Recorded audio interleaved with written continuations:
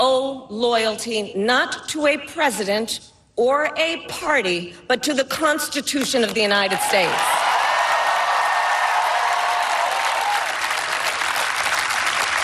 And loyalty to our conscience and to our God.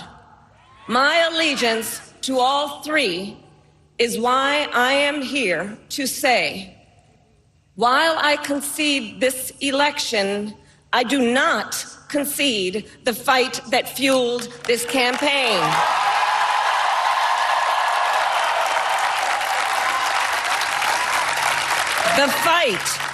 The fight for freedom, for opportunity, for fairness, and the dignity of all people. A fight for the ideals at the heart of our nation, the ideals that reflect America at our best. That is a fight I will never give up.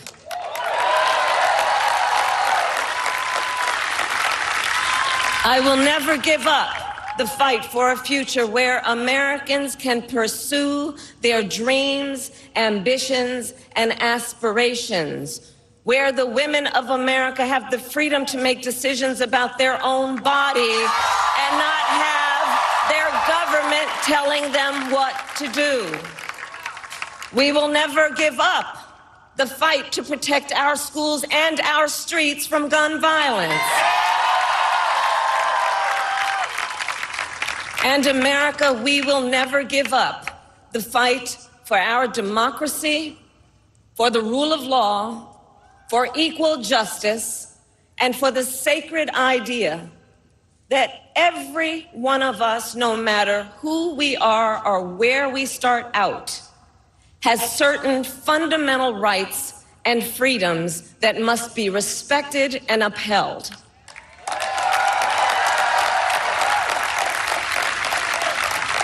And we will continue to wage this fight in the voting booth, in the courts, and in the public square.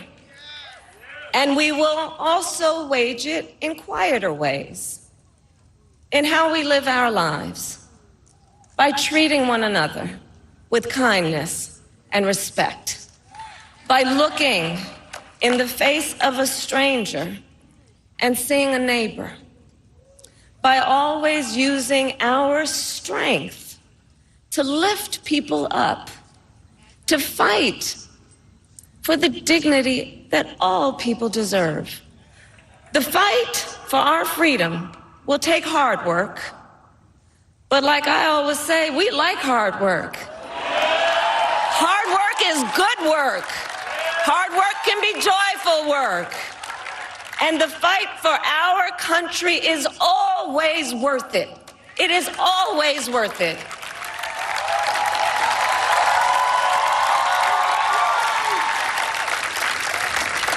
To the young people who are watching, it is...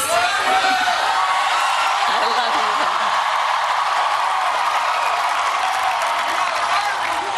you. To the young people who are watching, it is okay to feel sad and disappointed. But please know it's going to be okay. On the campaign, I would often say, when we fight, we win. But here's the thing. Sometimes the fight takes a while. That doesn't mean we won't win. That doesn't mean we won't win. The important thing is don't ever give up. Don't ever give up. Don't ever stop trying to make the world a better place. You have power. You have power.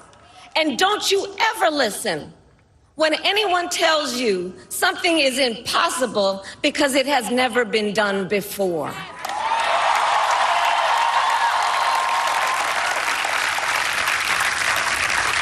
You have the capacity to do extraordinary good in the world. And so to everyone who is watching, do not despair. This is not a time to throw up our hands. This is a time to roll up our sleeves. This is a time to organize, to mobilize, and to stay engaged for the sake of freedom and justice and the future that we all know we can build together. Look, many of you know I started out as a prosecutor, and throughout my career, I saw people at some of the worst times in their lives.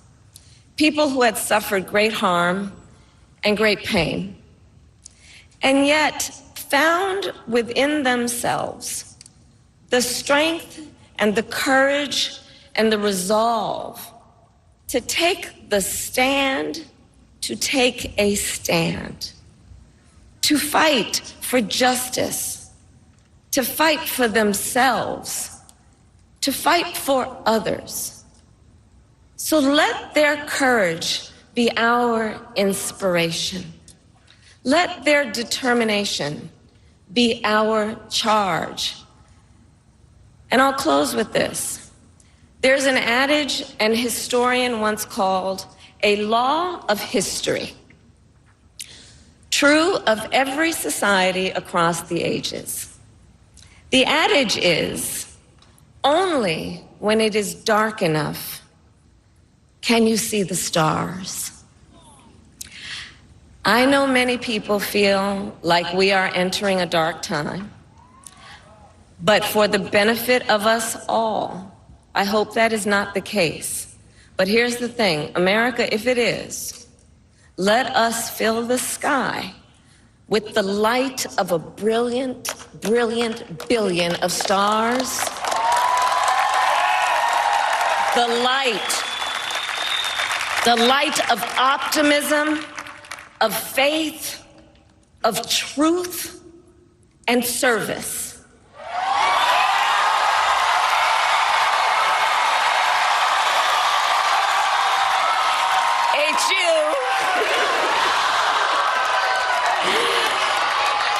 And may that work guide us, even in the face of setbacks, toward the extraordinary promise of the United States of America. I thank you all. May God bless you, and may God bless the United States of America. I thank you all.